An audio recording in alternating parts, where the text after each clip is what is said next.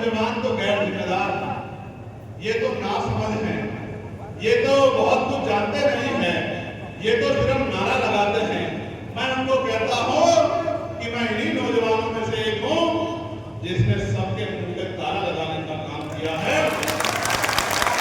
जो कहते थे, विपक्ष के नेता कहते थे मेरी लोकसभा में जाके कि अकेला चंद्रशेखर क्या करेगा, क्या करेगा मेरा चंद्रशेखर?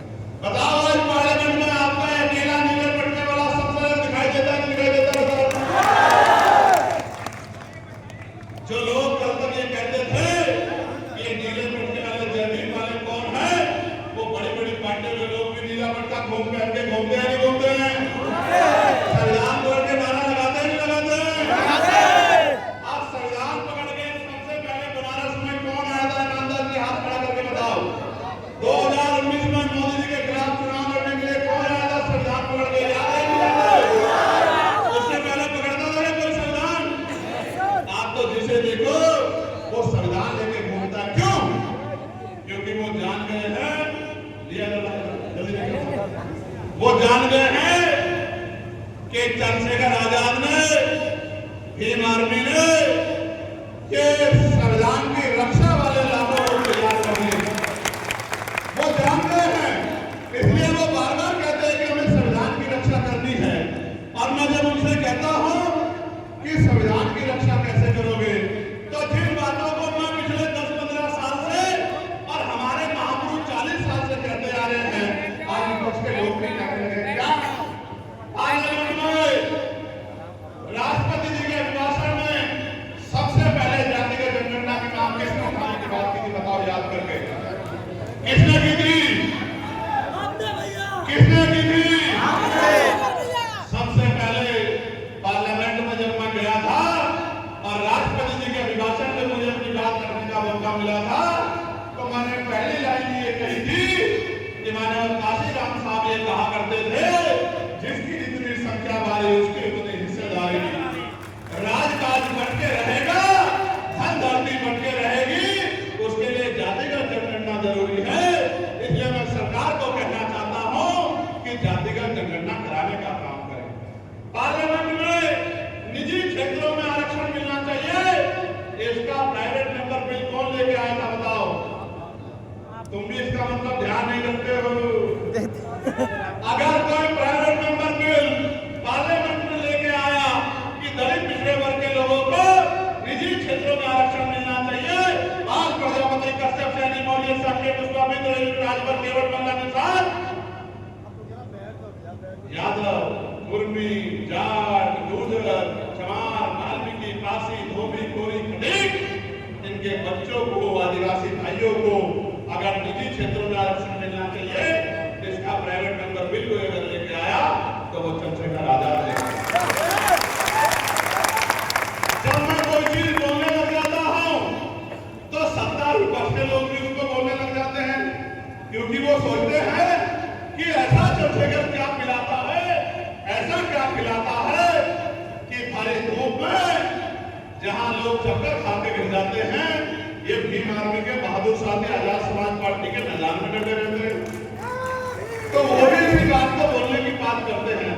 मैं आपको ये कहना चाहता हूं, बाबा साहब के नारे लगाने वाले बहुत आएंगे, बाबा साहब का फोटो अपने बैनर पे लगाने वाले बहुत आएंगे, बाबा साहब की बात करने वाले बहुत आएंगे, लेकिन बाबा साहब के विचारों का ठंडा लेके और महापुरुषों के आंदोलन को आगे बढ़ाने वाला अगर कोई आएगा तो वो भी भारतीय आजाद समाज पार्टी का नेता आएगा। मेरी महिला बहन मां, मेरी माएं बहनें बैठी हैं, बताओ चुनाव के बाद 5 साल आता है कोई आपके हाथ पूछने के लिए? अभी आपको बच्ची की शादी करनी हो, बच्चे की शादी करनी हो, मकान बनाना हो, अस्पताल जाना हो, अपने बच्चों को स्कूल भेजना हो, आप भी बताओ चुनाव के बाद 5 साल कोई आता है क्या? अगर आज भी अन्याय होने पे सबसे पहले कोई आता है तो कौन आता है बताओ? अगर सबसे पहले कोई आता है तो भीम आर्मी आती है, आजाद समाज पार्टी। जो लोग कहते थे आंदोलन नहीं करना चाहिए, मुकदमे लगते हैं, आज वो भी दौड़ दौड़ के गांव में जाने का काम करते हैं। ये जज्बा अगर किसी ने पैदा किया है तो दोनों हाथों से कहिए कि धन्यवाद भीम आर्मी, धन्यवाद आजाद समाज पार्टी।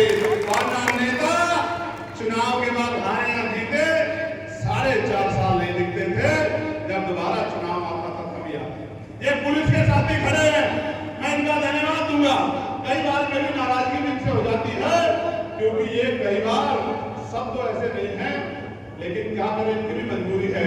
ये सरकार के संरक्षण में है, सरकार के नेतृत्व में है, सरकार के अधीन है, तो इनको अपनी नौकरी करने के लिए कई बार जो है संविधान विरोधी कार्य भी करने पड़ते हैं। तो मैं नाराज हो जाता हूँ। लेकिन अगर पुलिस के भाइयों को भी 8 घंटे की ड्यूटी मिले, सप्ताह में 1 दिन छुट्टी मिले, इनका भी जो है वेतन वृद्धि हो, इनको भी पेंशन का लाभ हो, अगर इस बात को, लेकिन इनकी तकलीफ भी मेरी तकलीफ है, क्योंकि ये भी उत्तर प्रदेश के लोग हैं। इनके आंसू पूछने का काम भी, इनके चेहरे पर खुशहाली लाने का काम भी चंद्रशेखर आजाद का है। इसीलिए मैं सबकी बात करता हूँ।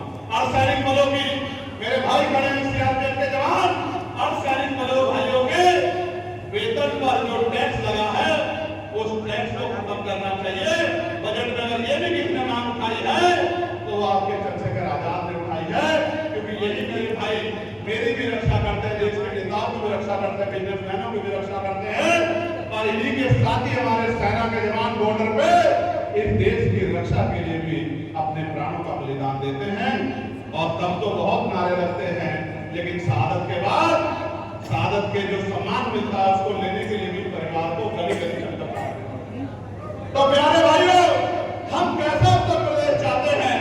ऐसा उत्तर प्रदेश जहां थाने से लेकर कचहरी से लेकर सरकारी दफ्तर से लेकर कहीं भी गरीबों को न्याय ना मिले, ऐसा उत्तर प्रदेश। ये ऐसा उत्तर प्रदेश जहां गरीब जनता की सुनवाई हो, गरीब जनता के आंसू पूछा जाए, सरकार की योजना का लाभ गरीबों के लिए हो, सरकार गरीबों की हो, पूंजीपतियों के नाम। कैसा उत्तर प्रदेश हम लोग चाहते हैं, बताइए? कैसा उत्तर प्रदेश हम लोग चाहते हैं? जोर से बताओ, कैसा चाहते हैं?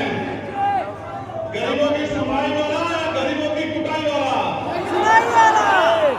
वो उत्तर प्रदेश बनाने के लिए आपको और मुझे दिन रात मेहनत करनी पड़ेगी, और गांव गांव जाके लोगों को जागरूक करना पड़ेगा। कर लोगे नहीं कर लोगे? ऐसा तो नहीं आज के बाद घर में जाके सो जाओगे?